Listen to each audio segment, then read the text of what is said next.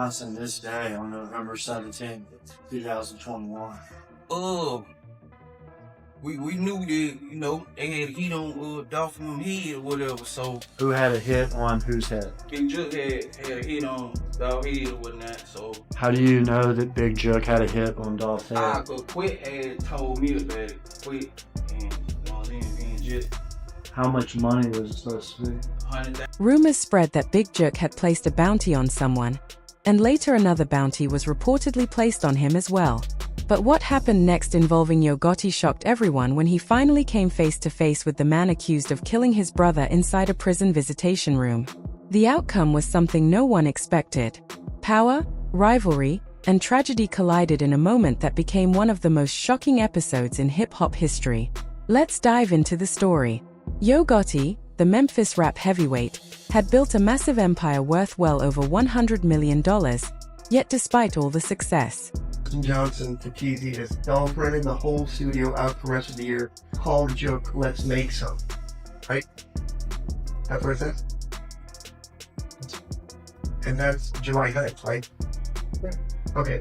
Because on the slideshow we talked about reaching out to Joke on July 31st, but here they're saying, call Joke, we're about to go shoot somebody. he walked into a cold, tense prison visitation area, anger and grief weighing heavily on his heart. This was the same man who had built Collective Music Group from nothing. As he entered the room, many believed he was ready for revenge, expecting confrontation in a moment filled with emotion and unresolved pain. It shows on 11/16/2021 at 17:37, 15 hours. Looks like a 331 second outgoing call from Justin Johnson to Anthony Mims. Right. And you did that much nicer on your slideshow. I just sort of went in and downloaded the actual CDR thing to show all the parts. But to fully understand what happened that day, we have to go back and look at where his journey began. Mario Centel Gaiden Mims, better known as Yo Gotti, grew up with very little. This is a text from Justin Johnson to Jook. He texted about that? Yeah, sure. Who are the texts from? So it's from Justin Johnson to Anthony Mims.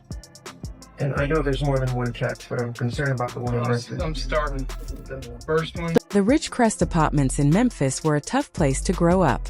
Opportunities were scarce, and the environment was harsh, where survival often came before dreams, shaping the early life and mindset of Yo Gotti.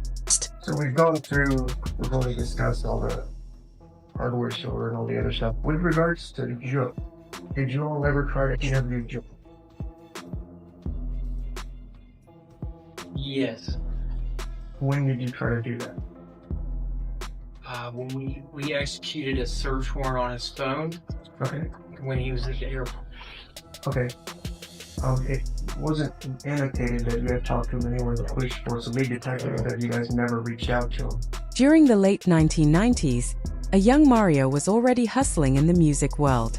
He released underground mixtapes such as From the Dope Game to the Rap Game, slowly building a name for himself and gaining attention in the Memphis rap scene. To be with Justin Johnson this day on November 17th, 2021. We knew that, they had heat on Dolphin head or whatever, so Who had a hit on whose head? Big Jook had a hit on Dolph head or whatnot, so How do you know that Big Jook had a hit on Dolph's I head? could quit had told me about it, quit, and and just How much money was it supposed to be? Selling them directly from car trunks long before his name became widely known. His breakthrough toward mainstream attention came with the 2012 album Live from the Kitchen. Now, I want to be clear about, I'm going to get to that in a minute, but I want to make sure $10,000 to you, you talked about it before, and then he came back to you after the fact and asked you about the 10 because he wanted his money, right? Then in 2016, his hit Down in the DM dominated the culture and pushed him even further into the spotlight. At that point, Yo Gotti was no longer just a local Memphis artist. And You testified earlier about this, just to be clear, Govan. Govan, before they hit on Doll, before you did it, had already negotiated with you to get $10,000. Yeah, for me, get 10,000. He had become a national figure in hip-hop. However, what truly set Yo Gotti apart from many artists who score a hit and then disappear was his business mindset. He wasn't just focused on music. He was focused on building a powerful brand and a lasting empire. That empire came in the form of Collective Music Group, originally known as Cocaine Music Group. The label officially launched in 2012, and over the next decade it steadily grew into one of the most influential forces in hip-hop. Through CMG, Yo Gotti signed major talents such as Moneybagg Yo, Black Youngster, and Glorilla. Each signing strengthened the label's reputation and expanded its reach across the industry. CMG wasn't just another record label trying to chase trends. It became a dynasty. While many artists focused only on music releases, Yo Gotti approached the industry like a strategist. Some observers even described his approach as playing four-dimensional chess while others were still playing checkers. Beyond music, he began expanding into other ventures. He invested in real estate, diversified his portfolio, and even purchased a stake in the Major League Soccer team DC United.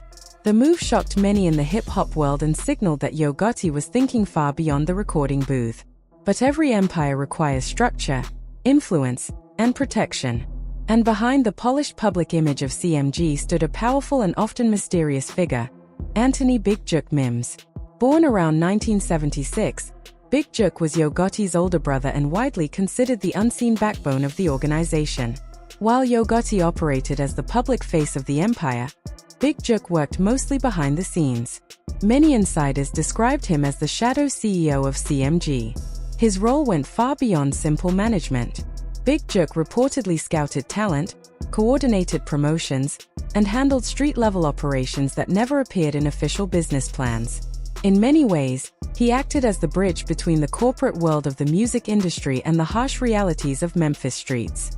In Memphis, reputation means everything, and Big Jook had a reputation that carried both respect and fear. He often appeared in designer clothing, drove luxury vehicles, and maintained a presence that commanded attention across North Memphis. Whispers circulated in barbershops, studios, and online forums. Some described him as the enforcer behind CMG's polished public face. Others viewed him as a strategist who made sure the business ran smoothly at every level. Growing up in Memphis's violent environment forged a deep bond between the two brothers. Loyalty was not optional in that world, it was survival. In interviews over the years, Yo Gotti often spoke about how important his brother had been in shaping his journey. In 2020, he described Big Jook simply as "my rock," adding that his brother had taught him the game. At the time, it sounded like a statement of gratitude and family pride. But years later, those words would take on a far darker meaning. Because another powerful figure was rising in Memphis at the same time.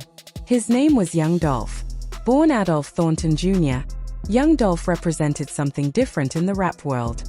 Instead of signing to major labels, he built his career independently through his own brand, Paper Route Empire. Dolph became a symbol of independence in hip-hop, proving that an artist could succeed without relying on traditional industry structures. But that independence also created tension. The friction between CMG and Paper Route Empire reportedly began around 2014 when Dolph declined a potential deal with CMG. What started as a business disagreement gradually escalated into something much bigger. Diss tracks began circulating. Lyrics turned more aggressive. Fans took sides. And eventually, the tension spilled beyond music. In 2017, Young Dolph survived a dramatic ambush in Charlotte, North Carolina, when hundreds of bullets were fired into his vehicle. Miraculously, he walked away alive. Later that same year, he survived another violent incident in Los Angeles. Street rumors quickly filled the information vacuum. Some conversations pointed fingers toward Big Jook and others connected to CMG. But no concrete evidence ever publicly confirmed those accusations. Throughout all of it, Yo Gotti maintained silence. He rarely addressed the rumors directly and continued focusing on his business ventures. but the rivalry between the two camps had already become part of Memphis hip-hop culture. Then everything changed on November 17, 2021. That afternoon, young Dolph walked into a local bakery called Makeda's Cookies in Memphis. Moments later, gunfire shattered the quiet neighborhood. When the smoke cleared, one of Memphis's most influential independent artists was gone. The murder sent shockwaves through the music world and devastated the city. Fans gathered at memorials, artists posted tributes online, and investigators began piecing together what had happened. Over time, arrests followed. One of the key figures in the case was Justin Johnson, who prosecutors alleged played a direct role in the killing. Another individual, Cornelius Smith, later admitted in court that he fired the fatal shots. Court testimony described phone calls, financial arrangements, and coded messages exchanged in the days before the murder. According to prosecutors, a bounty had allegedly been placed on young Dolph's head. Witness statements and digital evidence created a complex web connecting multiple individuals. Smith's testimony became one of the most dramatic moments of the trial. He described meetings, payments, and instructions that prosecutors argued pointed toward higher-level organizers behind the killing. Defense attorneys challenged his credibility, pointing to drug use, inconsistent statements, and potential deals with prosecutors. They argued that his testimony could not be trusted without corroboration. But prosecutors presented phone records, messages, and other witnesses to support the narrative. On September 26, 2024, Justin Johnson was convicted of first-degree murder, conspiracy, and felon in possession of a firearm. He was sentenced to life in prison plus an additional 35 years. The verdict closed one chapter of the case, but many questions remained. Meanwhile, another figure connected to the investigation, Hernandez Govan, was acquitted in August 2025, highlighting the complicated legal dynamics surrounding the case.